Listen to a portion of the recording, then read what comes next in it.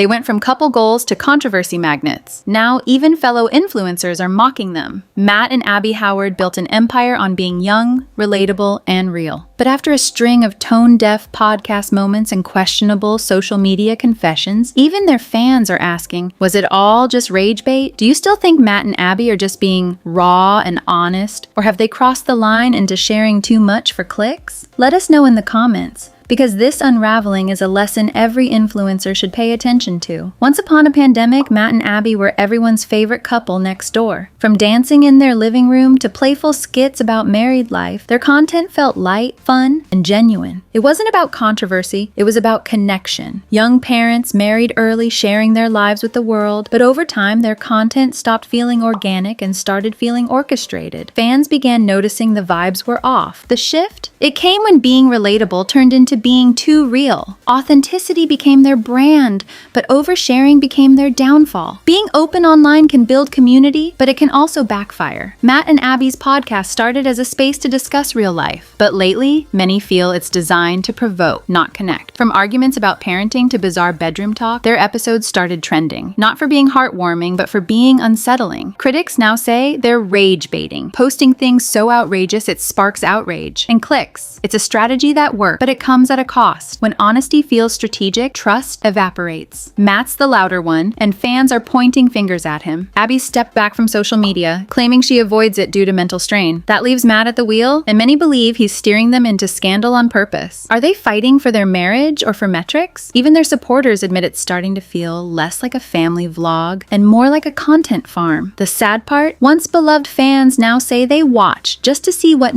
new mess will drop next. It's no longer about the love story, it's about the fallout. Abby used to be half the brand, sweet, quiet, and the emotional anchor to Matt's chaotic energy. But these days, she's barely visible on socials. In fact, she's admitted to stepping away from posting entirely due to the overwhelming backlash. And when one half of a duo goes silent, the narrative gets one-sided fast. Now it's Matt, front and center, controlling the message. And that's where things started spiraling. Fans feel like Abby's discomfort is visible. Some even speculate she's being dragged along while Matt chases clout. Silence speaks volumes, and Abby's silence says a lot. Matt and Abby used to trend for fun reasons. Now they trend for all the wrong ones. A TikTok from creators Maya and Hunter seemed to directly mock them, without even naming them. It was a pointed skit about toxic husbands, oversharing wives, and people seeking validation online for things they already knew were wrong. Comments exploded. Matt and Abby have left the chat, joked one user. Another said, I thought this was Matt and Abby talking. When peers throw shade, it's no longer just a fandom issue. Even the influencer world has started rolling its eyes. The most shocking moment, a now infamous clip where Matt openly said he ignored Abby for nearly 2 days after she gave birth because he was processing the fact that his personal goals had to go to the wayside. The internet didn't just drag him, they incinerated him. Abby had just gone through childbirth.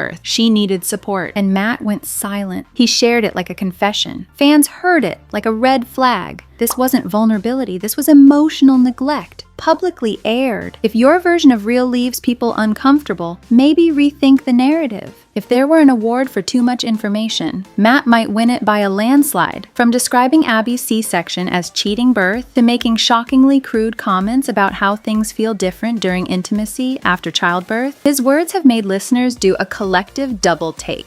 Fans aren't just uncomfortable, they're genuinely upset. These aren't slip-ups, they're conversations Matt chose to broadcast. It's not just a lack of filter, it's a lack of empathy. Abby often laughs nervously or stays quiet in these moments. And that silence? Fans hear it loud and clear. When your brand is intimacy, crossing lines feels like betrayal. The line between real life and performance has blurred. For years, fans believed Matt and Abby were simply raw and open. But lately, people can't tell if they're witnessing a marriage or watching a drama series in disguise. Is Matt truly that unaware, or is he playing a calculated role to provoke outrage? Abby's presence feels like damage control, constantly trying to balance honesty with apology. Every new post feels like it was rehearsed for maximum reaction. Once your sincerity feels staged, there's no going back. This is what hurts the most. Longtime followers want to keep supporting them, but they're tired of defending choices that feel increasingly disconnected from the couple they once adored. People miss the Hawaii dance videos, the sweet relationship banter, the young parent charm. Now they feel like they're watching a slow PR implosion dressed as podcast content. Even fans rooting for Abby admit she's trying to patch what Matt keeps tearing open. You can love someone's past and still outgrow their present.